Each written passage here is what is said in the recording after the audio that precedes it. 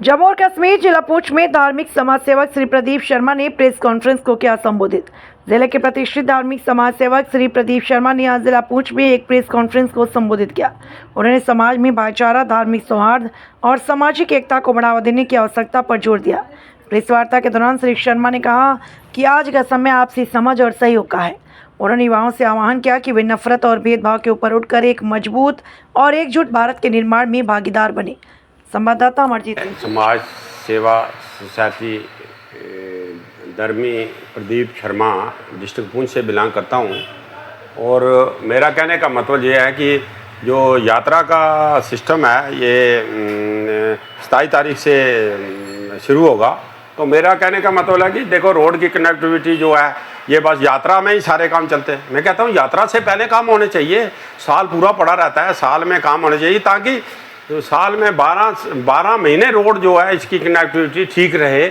और प्लस कोई भी प्रॉब्लम है, कोई भी दिक्कत नहीं आनी चाहिए इस रोड में। बिल्कुल एक ड्रेनिंग सिस्टम बनना चाहिए और अच्छी फाउंडेशन में ये रोड बननी चाहिए। मगर आज तो बन नहीं सकती है। अब यात्रा कल से 27 से शुरू होने वाली है। मैं पुरजोर अपील करता हूँ जनाब गवर्नर साहब को कि गवर्नर साहब, एक हमने पहले भी नोटिफिकेशन हमने दिया था 2 साल पहले।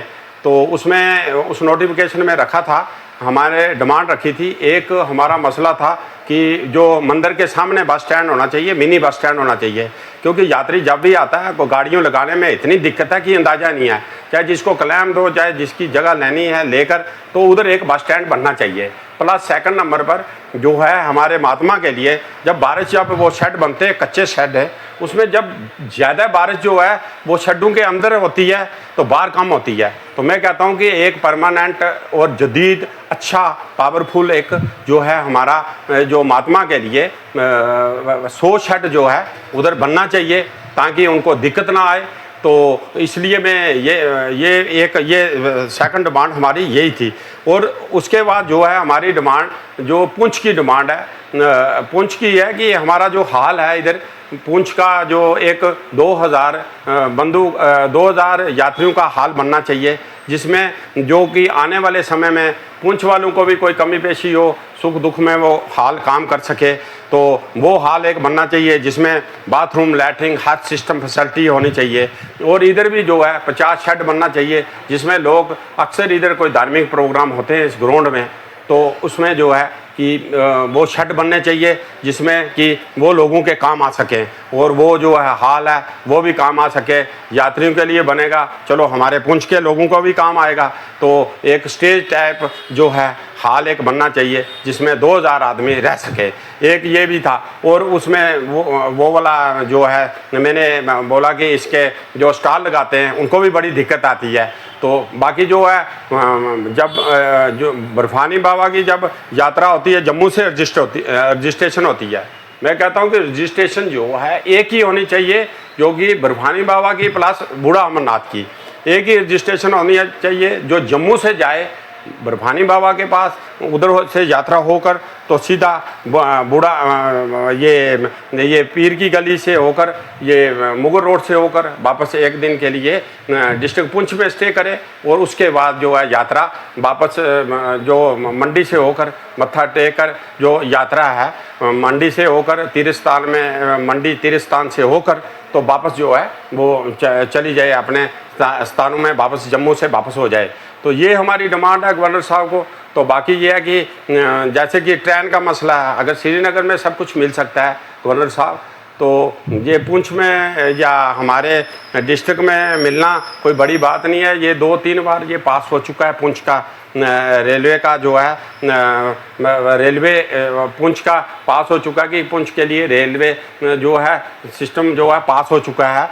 तो इसलिए कि उनको चाहिए कि अभी 3-4 बार जो है ये पास हो चुका है, तो उसमें आप बार बार रिजेक्ट करते हो। मैं कहता हूँ रिजेक्ट नहीं होना चाहिए, सिलेक्ट कर दो ताकि पुंछ में भी ट्रेन आ सके, यात्रियों को सुख मिल सके और टूरिज़्म का भी बढ़ावा हो। और हाईवे रोड जो है, मैं तो कहता हूँ जो ठेकेदार ने टेंडर डाला है जम्मू पुंछ का, तो इसमें जो है जैसे दिल्ली से लखनपुर से आगे जो रोडें बनती हैं वो 10-10 किलोमीटर के पैड पर बनती हैं।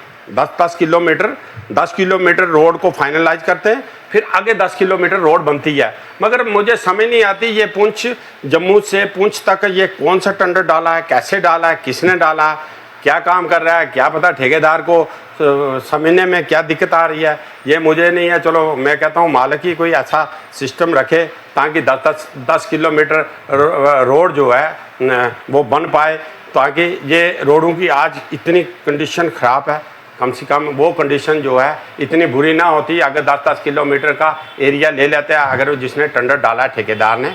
तो मैं कहता हूँ कि वही 10 किलोमीटर का अगर रखते तो मेरे ख्याल में इतनी कंडीशन और इतनी बुरी हालत है तो मैं कह नहीं सकता। बाकी ये मैं कहता हूँ कि वाई सर्विस का भी इधर लगाना चाहिए ताकि जो यात्रियों को, आने वाले यात्रियों को और टूरिज़्म को इधर और बढ़ावा होना था, मगर वाई सर्विस का भी कुछ नहीं बन सका, वाई पट्टी नहीं बन सकी इधर। आज तक 40 सालों में वही कंडीशन बन रही है, वही सिस्टम, वही निज़ाम चल रहा है। मोदी साहब से यही अपील करता हूँ कि जो ये पॉइंट बताए हैं, जो हमने अपनी डिमांडें रखी हैं, तो इस पर हमें जो है हमें इस पर गौरबाजी हो और इनका जल्दी से जल्दी हल हो। तो मैं कहता हूँ कि प्रधानमंत्री मोदी जैसे हमारे देश के प्रधानमंत्री कोई हो नहीं सकते जो कि हमारे लिए वक्तन में वक्तन हमारी डिमांडों को पूरा करते हैं। तो ये बहुत एक धार्मिक स्थल है, तीर्थ स्थल है, तो मोदी साहब वैसे ही धार्मिक स्थलों और तीर्थ स्थलों से जुड़े हुए हैं, तो मैं अपने क्या ज़्यादा अपनी बात कर सकता हूँ। तो मैं यही रिक्वेस्ट करता हूँ गवर्नर साहब को भी और मोदी साहब को भी कि ये हमारे इन पॉइंटों पर गौर किया जाए। तो मैं उनका शुक्रगुजार हूँ और जम्मू प्रॉमिस वाले भी शुक्रगुजार करेंगे। Thank you.